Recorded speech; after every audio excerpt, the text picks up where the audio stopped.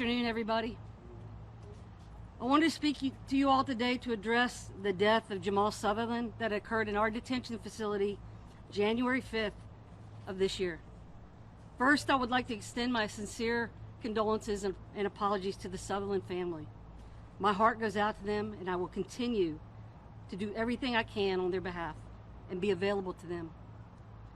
Thank you to the members of the community that have patiently waited for us to come forward and talk about this, the investigation and the process that we're in, and I appreciate your patience in that.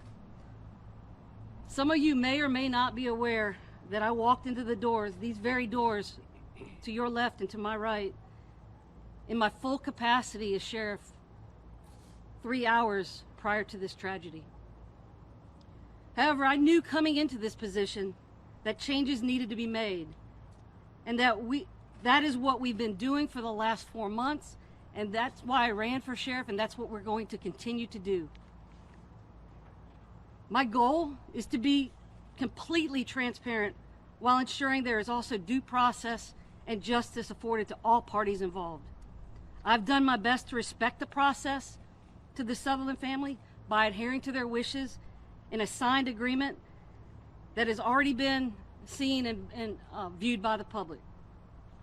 I will continue to work with the Solicitor's Office, SLED, and the Family's Council, as well as our council, to resolve this. Currently, the officers involved, I know there have been a lot of questions about that, and I will address that. The officers involved are in an administrative capacity pending the outcome of our internal investigation. Our internal investigation is currently underway, and we're working towards a timely conclusion. I want to answer questions, but I need to respect that process. And I anticipate that this investigation will be concluded soon. Per our current policy, I suspended the officers involved, and I had 30 days to make a final determination on their employment status. At the conclusion of that 30 days, SLED still had not finalized their review, and I didn't have all the answers. And at my discretion and based on my policy, I put them back on in an administrative capacity. They essentially have desk jobs pending the outcome of this investigation. They do not have any contact with any of the residents of our facility. I know there is a concern and a lot of questions regarding excessive force that is completely understandable. What you've watched on these videos is not easy to watch. Unfortunately, in our line of work, we see it all too often. There were directives in place at the time that the detention centers acted upon those directives, and one of those directives were they were forced to go to bond hearings. That was their directive. That was their policy at the time. Since that time, since that day, I have changed that policy and no longer allow forced bond hearings. Residents can absolutely refuse their right to a bond hearing. I want to be clear about that. We have invested funds at the detention center into purchasing tablets and creating a wireless network in-house that allow our officers to bring the bond hearing to them instead of the bond hearing coming to them coming to the bond hearing, which was the case before. I want to talk to you about some of the things that we are doing now that we've been doing since January, and actually since before I was sworn in.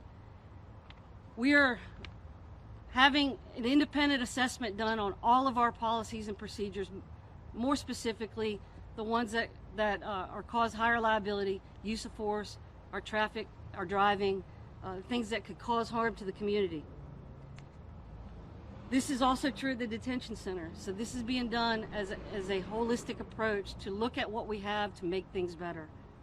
I cannot speak for the Sutherland family, but based on our ongoing dialogue, I am hopeful that they will be engaged in legislative efforts surrounding mental health, and I wholeheartedly support those efforts for the family and for all of our residents that suffer from mental illness. 2 days before I came into to be sheriff, I met with the providers, the medical providers at the jail, and we implemented a no missed meds policy.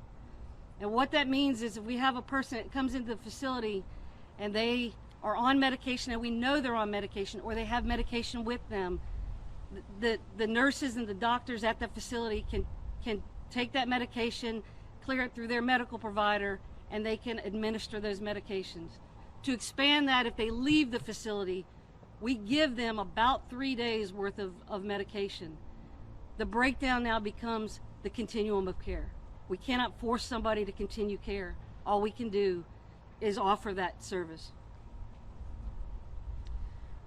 Some additional things that I think you need to know we plan to do. I think this is something I did initially when I first came in, is we implemented a group to review policy and to review after action reports. And I am requesting an after action report, an after action review involving all of the facilities involved, the providers involved, and the law enforcement involved, so that we can make sure we get this right. We're developing policies and procedures for mental health. We're working on that, but we need help. We need professionals' input. We don't have all the answers. We'll be leaning heavily on our legislators, our county council, our community partners to make these things possible. And I want to just tell you, our county council over the last 4 months has really worked diligently to get us the additional funding that we need on our new facility, the new juvenile detention facility, because when it was designed, it didn't include these services, and we were adamant that we needed space for these services, and they have worked with us, and they're providing that, and I know they're committed. They've been committed since I've been here. And we're working on restricting the non-lethal force aspect of persons with mental health crisis. That is a work in progress. We have to make sure we ensure that all the people involved are safe, to include our officers. I know that you guys have a lot of questions, and I just want to remind you, I'm here to answer questions, but I will tell you, this is an ongoing investigation, internal investigation. I will not jeopardize the internal investigation within our agency, and I will answer any question you have to the best of my ability. 2 questions. Are there crisis intervention staff, mental health, trained staff at the detention center? And if so, were they in place in early January? And kind of part 2 to that, the 2 deputies who are on administrative duties right now, were they members of that unit that was the subject of the investigation connected to the inmate improvement fund? Well, I'll answer the first question, and then we'll go back to the second question. The question is, is there mental health professionals on staff? Specifically crisis intervention. Not crisis. They're mental health professionals. Okay. We have a mental health professional assigned to the detention center through our provider, the medical provider. Were they on duty that night, you said? I do not know the answer to that. I do not know the answer to that. Is that typical for a situation where a person who is already at a mental health facility to be taken out of that mental health facility to go to a law enforcement setting? Because I thought a lot of times they get treated there, they get able to control them there, take care of them there. I haven't heard too much of somebody taken out of a mental health situation and then going somewhere where they're not in that anymore. What he's asked is it typical for this to happen, for somebody to be removed from a mental health facility? I can't answer that, but I can tell you I've never seen it in my 32 years. So I know it happens, and it has happened, but it's not happened to me personally. There's a reason they're there. Sheriff, when it comes to training, what are the deputies here trained in terms of using a taser? Because obviously anytime someone uses a taser more than 5 times, that usually is sort of a bridge too far in a lot of jurisdictions. What are you telling your officers now? I'm sure the taser is still deployed. Has anything changed policy-wise when it comes to tasers so far? No, nothing's changed policy-wise as far as the taser being deployed, but when you're saying use the taser 5 times, was the taser effective? Were the prongs placed properly? Was there an effect? And we don't know the answer to that. The investigation should reveal that. When it comes to trust, and obviously community policing, it's all about trust. I see you have community members behind you. What are you asking the public right now to trust you guys in when it comes to this investigation? I'm asking you to trust the process. Trust the process that we have in place. understand that we are making changes as we can and as we see fit, and we are aggressively doing this. This didn't start January 4th. This started before we got here. We already had a transition team in place. We were already identified issues that we knew were of concern to us. It was not a secret that the SOG team, which you were referring to, was one of my concerns. That was not a secret. We have retrained. We brought in a new trainer to train and to identify any deficiencies in training with that team. It's now called the Emergency Response Team, and they're trained specifically to handle combative people. And we get that every day in the detention facility. Sure. Were those two deputies members of that team? I think one deputy was, Sergeant Fickett was a prior member, but she was not on that team. She came to assist. Okay. Yes. Sheriff, there's been questions regarding the supervisor of the detention center at the time. Was the previous person fired? Was a new person put in place? I mean, can you kind of walk me through what that looked like on January 5th? On January 5th, the current director that ordered those directives was terminated. What is the process for, earlier today we heard calls from leaders and other legislators calling on these two officers to be terminated from their jobs because they're still performing administrative duties. What is the process for them to be terminated, and then I guess it might be up to a different institution to press charges against them? Sure. Fernando, you said it, due process, and we have to follow not only due process, we have to follow the law and the policies that we had in place at the time.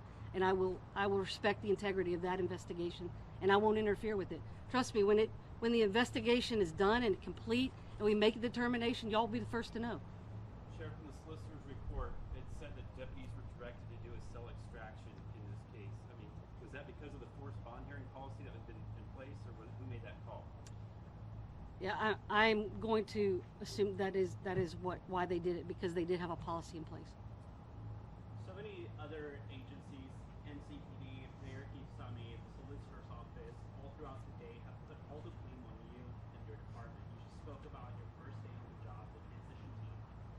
What led to specifically the reveal of this video, right? We heard today from the family attorney that the solicitor was the one who revealed the video to the family last Wednesday, I believe they said. How does this dynamic all play out? It seems like everybody is trying to wash their hands out of their responsibility in a bigger system that is problematic. It sounds a little political. You know, that sounds like a system that has been in place for a while. I'm not pointing fingers at anybody. I'll take responsibility for what we can take responsibility for. So I'm not pointing fingers at and second guessing what other agencies did and didn't do, or what they failed to do.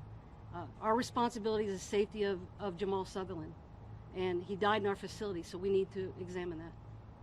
Sheriff, when did you get to see the videos for the first time, and what was, I guess, maybe your first reaction when you see them? I don't recall when I saw them, but like everybody else, I'm in this line of work.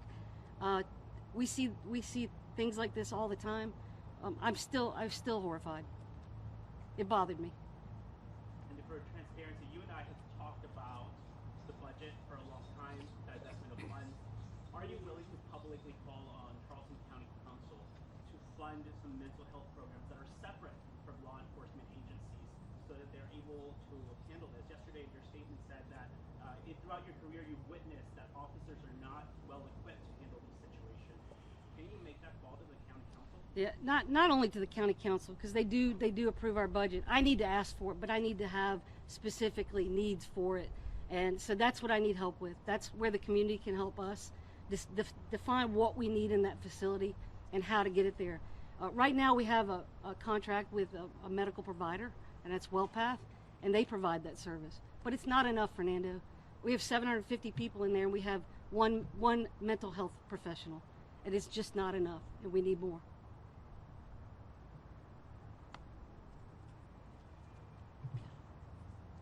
You said this happens all the time.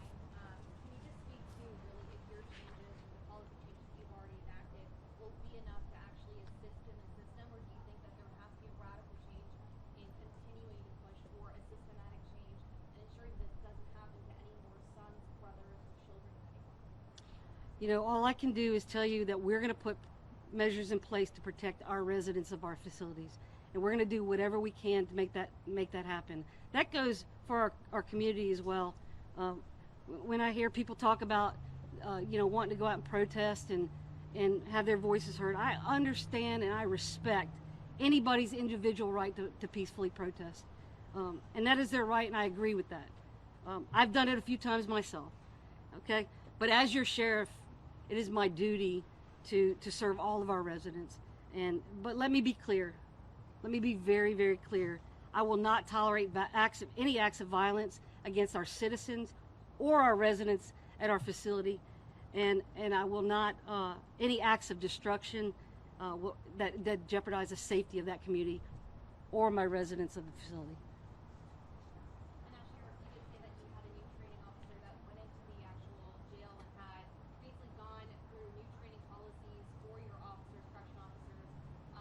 In terms of people accepting that change and, you moving in and making these changes, has it been widely accepted, or have individuals need to be let go because maybe it hasn't been interpreted as well as thought? I can tell you that my response, the response that I've gotten from the people that were involved in that, it's been a breath of fresh air. This is somebody that's highly skilled, highly trained, and relates really well to people. And he's actually standing. Oh, where is he? Mike Stanley in the green. He's actually right here. So after this, you're welcome to talk to him as well. All right, that's going to conclude the interview for now. I'm sure we will provide more information as we can do so, but thank you all for coming. Thank you.